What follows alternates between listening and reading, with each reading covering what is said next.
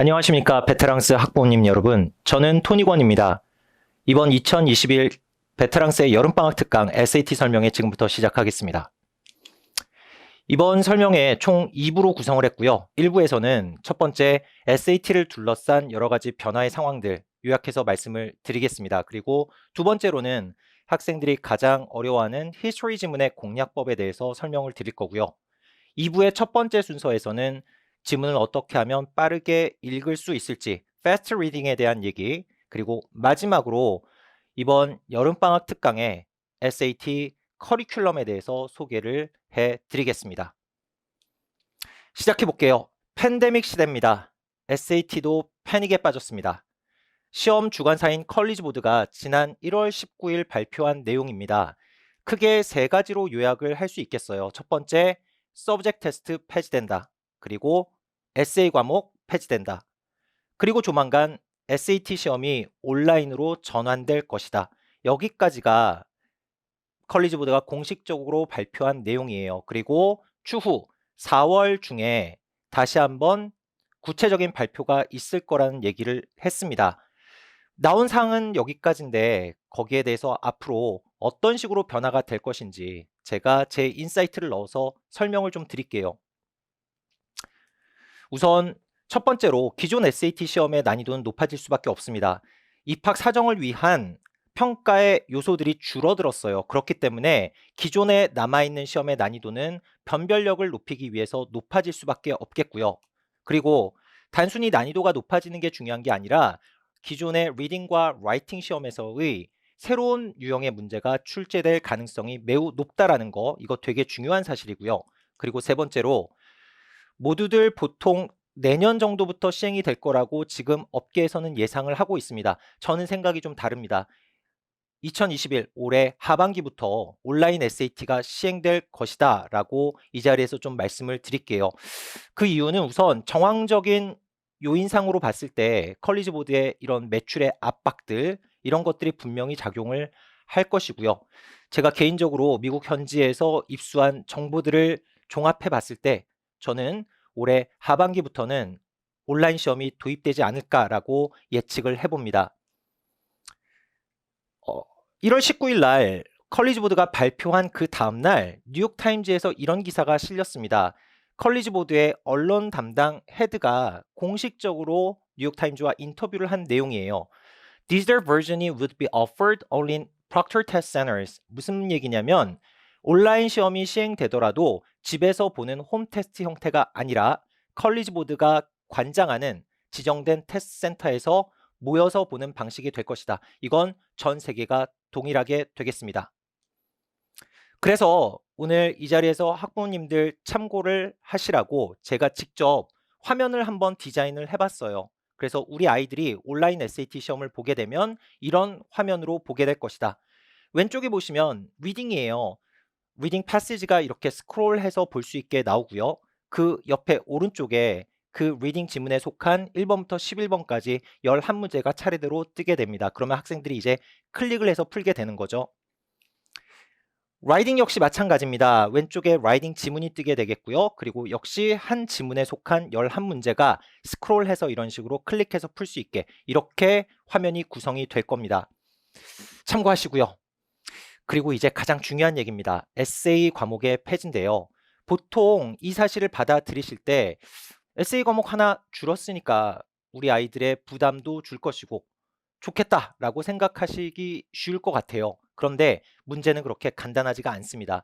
이 에세이 과목이 뭐였냐면 논설문 형태의 글을 읽고 그 안에 들어있는 그 글에 쓰인 설득의 기법들을 분석하는 글을 우리 학생들이 쓰는 내용이었어요. 그래서 총 3가지 영역, 리딩과 라이팅, 어널리시스 3가지 디멘전으로 각각 8점 만점으로 채점이 됐었습니다. 그게 바로 에세이 과목이었었는데 중요한 건 이게 폐지가 되면서 여기서 평가하던 요소들이 그대로 리딩과 라이팅으로 녹아 들어갈 수밖에 없겠다라는 거죠. 그렇기 때문에 구체적으로 보자면 라이딩 같은 경우에는 특정 문제 타입이 있어요. 로지컬 컨클루전, 그러니까 논리적인 결론 찾기 문제라는 형태가 있는데 이 문항의 문항수가 늘어날 것이고요. 그리고 자연스럽게 난이도 역시 높아질 것입니다. 리딩 같은 경우에는 단순합니다. 한 부분이에요. 히스토리 지문에서 직접적으로 수사적 기법을 묻는 문제가 출제될 확률이 매우 높습니다. 이전에는 이런 문제는 안 나왔었어요. 그런데 러거스, 논리의 설득, 그리고 페이소스, 감정에 호소하는 것, 그리고 이소스, 권위에 호소하는 방식, 이 세 가지 요인들 학생들이 지식으로도 이제부터는 알아야겠고요. 그리고 그걸 적용해서 선택지에서 골라낼 수 있는 그런 공부도 되어야 하겠습니다.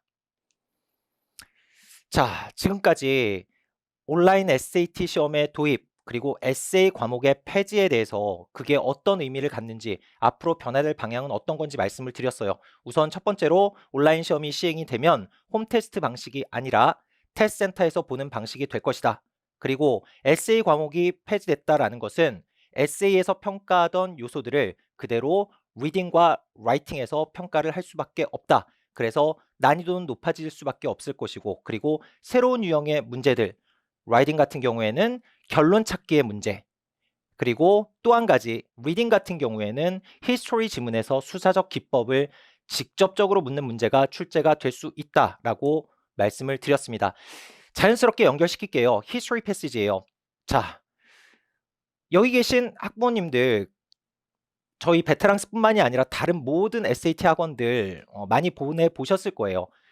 모든 학원들이 다 모의 테스트는 보죠. 그렇기 때문에 성적표는 받으셨을 거고, 보시면 세심하게 보신 분들은 리딩 과목의 점수를 보시면서 지문 타입이 있습니다. 지문 타입 중에 히스토리 지문에서 가장 아이들이 많이 틀렸고 퍼포먼스가 떨어진다라는 걸 여태까지 아셨을 수 있을 거예요. 자, 그 이유가 무엇인지, 그리고 히스토리 지문을 어떤 식으로 공략해야 되는지 오늘 설명을 좀 드릴게요. 히스토리 지문은 리딩 고득점을 가로막는 가장 큰 걸림돌입니다. 문과 성향의 학생이나 이과 성향의 학생이나 둘 다 마찬가지예요. 무조건 어렵습니다. 두 가지 영역에서 출제를 합니다. 미국 건국 이념이 담긴 문서들 또는 세계 역사에서 유명한 연설들, 이런 데서 출제가 된다라고 공식적으로 나와 있고요. 그러면 도대체가 히스토리 패시지가 왜 어려운지, 막연하게 어렵다고 생각할 게 아니라 이유가 무엇인지를 오늘 설명을 드리겠습니다. 첫 번째로 올드 잉글리시예요. 18세기, 19세기 문서들이 많다 보니 아무래도 학생들이 현대 영어와는 방식 자체가 좀 다르기 때문에 적응하는데 어려움을 겪을 수밖에 없고요. 그리고 문장 자체의 난이도가 높습니다. 다른 과학 지문이나 문학 지문에 비해서 형태 자체가 달라요. 구체적으로 말씀드리자면 더블 네거티브, 이중 부정이라고 하죠. 예를 들어 여태까지 단 한 번도 중요하지 않은 적이 없었다. 이게 빠르게 머릿속으로 트랜슬레이션이 돼서 항상 중요했다. 이렇게 인식을 할 수 있어야 돼요. 그런 역량이 필요하고요. 또 한 가지 컴마 샌드위치라고 하는데 컴마와 컴마가 문장 중간에 삽입이 된 형태. 어렵습니다. 이런 것들. 그리고 마지막으로 대시 여러 군데 등장을 하는데 도대체 이 대시 어디에 연결되는 대신지 학생들이 순간적으로 인식하기가 어렵다는 거죠. 그래서 문장의 스타일 자체가 난이도가 높다라는 거고, 마지막으로 이 얘기가 이제 가장 중요한 핵심 포인트인데, 추상적인 내용 그리고 개념적인 내용들이 반복해서 등장을 하기 때문에 저자가 도대체 무슨 말을 하고자 하는 건지 우리 학생들의 머릿속에 효과적으로 박히질 않는다는 뜻입니다. 설명을 좀 드릴게요. 자, 제가 알기 쉽게 설명드리기 위해서 연설문 하나를 가지고 왔습니다. 예전 전 총리죠. 정운찬 국무총리의 취임사를 제가 가지고 왔어요. 일부분만 가지고 왔는데 이거 한번 읽어보시죠, 지금. 네, 한번 보셨나요? 이거 읽고 어떤 느낌이 드세요? 아, 다 좋은 말이다. 아름다운 말이다. 교과서에 나오는 말이다. 그러나 머릿속에 도대체 어떤 말인지 메시지가 와닿지는 않는다. 혹시 이렇게 느끼지 않으셨나요? 우리 학생들이 SAT 리딩 시험을 볼 때 히스토리 패시지를 읽을 때 정확히 지금 그 감정과 똑같은 감정을 갖게 됩니다. 제가 강의하는 방식으로 잠깐만 설명을 드릴게요. 이 정운찬 전 총리의 취임 연설 첫 번째 단락에서 가장 중요한 키워드는 당연한 얘기지만 아시아 지역의 부상입니다.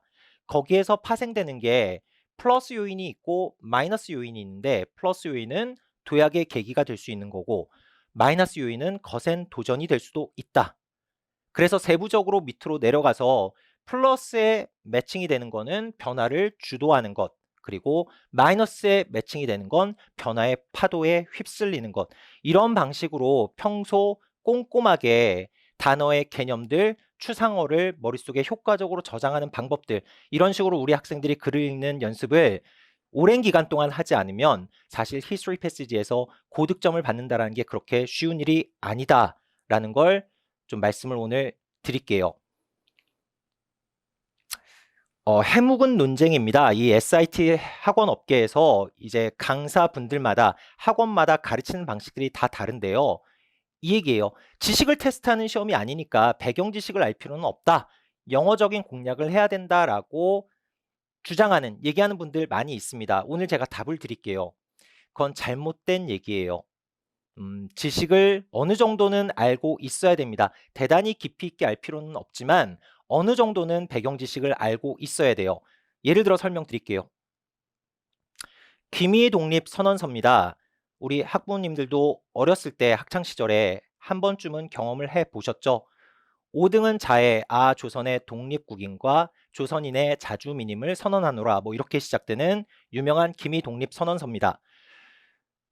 예컨대 베트남의 하노이에서 태어나고 자란 베트남 부모님 밑에서 자란 아이가 한 중학교 때쯤 됐을 때 아버지가 갑자기 서울에 있는 지사로 발령이 났어요. 해외 발령이 나서 가족들이 이주를 하게 됐습니다. 서울로. 그래서 뭐 국제학교가 됐건 아니면 한국 학교가 됐건 이 아이가 그때부터 이제 한국으로 와서 학교를 다니기 시작했어요. 입시를 봐야 되는데 수능 시험을 봐서 대학을 가기로 결정을 했습니다.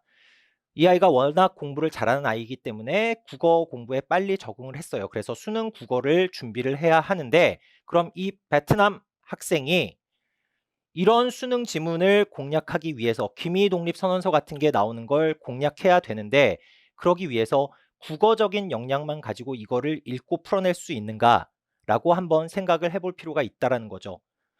적어도 3.1운동이 우리에게 어떤 의미를 갖는지, 도대체 민족 대표 33인이라는 분들이 어떤 분들인지, 그리고 일제강점기라는 게 우리 조선에게 있어서 어떤 시기였는지 그 정도의 배경 지식은 알고 있어야 되지 않을까요?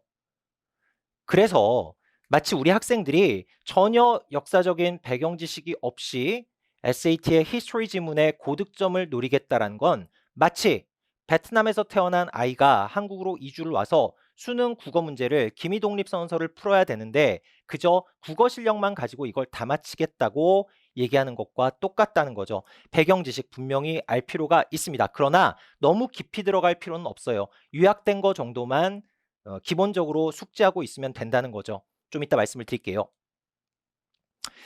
오늘 두 명의 인물을 소개하고자 합니다. 이 두 사람인데 히스토리 패시지 설명하면서 제가 이 두 사람을 오늘 소환을 했어요. 누구냐면 자, 미국이 낳은 위대한 물리학자입니다. 아인슈타인과 더불어 20세기 최고의 물리학자로 꼽히는 리처드 파인만. 그리고 오른쪽은 영국의 자존심이죠. 샬롯 브란테, 제인 에어의 작가입니다. 이 두 사람이에요. SAT 히스토리 지문과 이 두 사람이 어떤 연관이 있는지 지금부터 좀 말씀을 드릴게요. 이 리처드 파인만은 물리학자로서의 업적뿐만이 아니라 학습법에 대한 위대한 어떤 발견을 했어요. 뭐냐면 파인만 테크닉이라고 합니다. 모든 학습에 효과적으로 적용시킬 수 있는 그런 바이블과 같은 테크닉이에요. 자, 이 파인만 테크닉은 어떤 것이냐면 기본적으로 모든 것들을 학습을 할 때 네 가지 단계를 거친다라는 거죠. 첫 번째, 어떤 주제를 본인이 선정을 하고 거기에 대해서 공부를 합니다. 그리고 그 다음에는 그 본인이 공부한 걸 가지고 마치 아무것도 모르는 어린아이에게 설명하듯이 설명을 하는 거죠. 이해를 시키는 거죠. 그리고 효과적으로 설명이 안 됐거나 막히는 부분이 발견되었을 때는 갭을 메꾸는 거죠. 다시 공부로 돌아갑니다. 그래서 다시 반복을 하는 거죠. 그리고 마지막으로 여기서 쌓여진 지식을 단순화시키고 정제되게 만드는 과정, 이게 바로 파인만 테크닉입니다. 그래서 이 파인만 테크닉의 핵심은 바로 다른 사람에게 쉬운 언어로 설명하는 게 바로 이 테크닉의 핵심이에요. 이걸 제가 왜 말씀드리냐면 우리 학생들이 여름방학 때 히스토리 패시지를 공부할 때 있어서 이 파인만 테크닉이 너무나 훌륭하게 쓰일 수 있는 학습법이 될 수 있다라는 거죠. 그래서 저는 수업 시간에 학생들에게 쓸 때도 그리고 말을 할 때도 어떻게 해서든지 이 파인만 테크닉을 써서 공부를 하도록 그렇게 인커리지를 하고 있습니다. 왜냐하면 본인이 스스로 쉬운 언어로 남한테 설명을 한다라는 거는 본인이 이해가 되지 않으면 불가능한 영역이거든요. 그렇기 때문에 특히나 히스토리 패시지는 이 정도 노력까지 기울여야 고득점을 받을 수 있다는 뜻입니다. 그 다음 제인 에어 말씀을 드릴게요. 문학입니다. 샬롯 브란테의 문학인데 이 문학 작품을 제가 히스토리 패시지에 들고 나온 이유는 만약 누군가 저에게 SAT 강사인 저에게 히스토리 패시지를 공부하기 위해서 SAT 참고서 말고 일반적인 책 중에 가장 추천할 만한 책이 있습니까? 라고 묻는다면 저는 1초도 주저하지 않고 이 한 권을 꼽겠습니다. 샬롯 브란테의 제인 에어예요. 왜냐하면 일단 영어 자체가 히스토리 패시지에 나온 영어와 매우 흡사한 구조로 되어 있고요. 그리고 두 번째, 내용적인 측면에서는 히스토리 패시지에서 담고 있는 토픽들을 다 담고 있어요. 어떤 계급 간의 갈등, 그리고 남자와 여자의 시대적인 역할에 대한 얘기들, 모든 챕터들이 그런 내용으로 구성이 되어 있기 때문에 어느 챕터를 읽든지 학생들이 히스토리 패시지를 간접적으로 경험할 수 있는 그런 기회를 제공해주는 훌륭한 참고서가 됩니다. 이번 여름방학 때 저희가 부교재로 쓸 거예요. 자, 그럼 이제 1부 마지막인데요. 제가 이 자리에서 히스토리 패시지 설명의 마지막으로 이번 2021년도 히스토리 패시지에 어떤 지문들을 눈여겨보고 준비해야 할지 몇 가지를 좀 찍어서 말씀을 드리겠습니다. 이걸 말씀드리기 전에 간단히 좀 설명을 하자면 히스토리 패시지에 이제 여태까지 뉴 SAT 시작된 이후에 나올 사람들은 이미 많이 나왔어요. 그래서 이제는 좀 참신한 인물이 필요합니다. 그리고 두 번째, 연설문이 나올 확률이 매우 높고요. 그리고 아까 말씀드렸다시피 에세이 과목이 폐지가 됐습니다. 그래서 거기서 평가하던 요소들을 효과적으로 이 지문에서 수사적 기법을 평가할 수 있어야 돼요. 이런 기준에 맞춰서 제가 몇 개 연설문들을 소개해 드리겠습니다. 테네시주 거버너 주지사입니다. 아이샴 해리스의 Message to the Tennessee Assembly. 그리고 두 번째, JFK의 Address to Congress. 세 번째, 미국의 가장 유명한 항소법원의 판사입니다. Learned Hand의 I'm an American Day. 네, 그리고 앤드류 카네기의 The Gospel of Wealth. 그리고 히스토리 패시지의 가장 중요한 인물 중에 한 명입니다. 프레드릭 더글라스의 What to the Slave is the 4th of July. 그리고 마지막으로 인류 역사상 가장 위대한 명연설들 리스트를 꼽을 때 현대 인물로는 유일하게 항상 탑10 리스트에 들어가는 분이죠. 당시 퍼스트 레이디였던 힐러리 클린턴의 95년도 연설입니다. 베이징에서의 연설이었고요. 전 세계 여성들을 감동시켰던 Women's Rights are Human Rights. 이 연설 반드시 이번 2021년도 SAT를 준비하는 학생들 눈여겨봐야 될 연설문들입니다. 자, 그러면 여기까지 제가 말씀을 드렸고 이제 이 히스토리 패시지 공략을 하기 위해서 저희 베테랑스가 어떤 준비를 하고 있는지 설명을 좀 드릴게요. 네, 아예 제가 하나의 트랙을 따로 만들었습니다. Breaking the History라는 수업의 트랙을 만들었어요. 이번 여름방학 특강에는. 그래서 이렇게 교재로 구성이 되고요. 히스토리 패시지 예상 지문 아까 보여드렸던 그 6개의 전문을 수록을 해놨고요. 그리고 아까 말씀드렸던 배경 지식이 필요한 토픽들 4-5가지 정도면 충분합니다. 노예 해방, 여권 신장, 여성의 투표권, 그리고 남북 전쟁에 대한 얘기들, 역사적 개요를 제가 다 설명을 해놨습니다. 그리고 파인만 테크닉으로 모든 걸 연습하게 만들어 놨고요. 마지막으로 컬리지 보드의 오피셜 테스트가 1번부터 8번까지 8개가 있습니다. 거기에 8개 히스토리 패시지의 지문을 문장 단위로 제가 전부 쉬운 영어로 다 바꿔놨습니다. 그래서 이걸 혼자서도 읽어가면서 공부할 수 있게 그렇게 구성을 했습니다. 그래서 이번에 Breaking the History라는 트랙, 분명히 우리 학생들 여름방학 때 히스토리 패시지를 잘 공략할 수 있는 능력을 만드는 데 있어서 많은 도움을 줄 거예요. 자, 여기까지 1부 순서 말씀을 다 드렸습니다. 이어지는 2부에서는 문장을 빨리 읽는 거, 지문을 빨리 읽는 방법, 패스트 리딩에 대한 설명 좀 드릴 거고요. 그리고 저희 베테랑스의 이번 여름방학 특강 SAT의 커리큘럼 소개를 드리는데, 특히나 토요일 날 무료 리딩 수업 더 리딩 헬게이트에 대한 소개해 드릴 테니까 이어지는 2부 많은 시청 부탁드립니다. 자, 지금까지 1부 순서였습니다. 마치겠습니다. 감사합니다.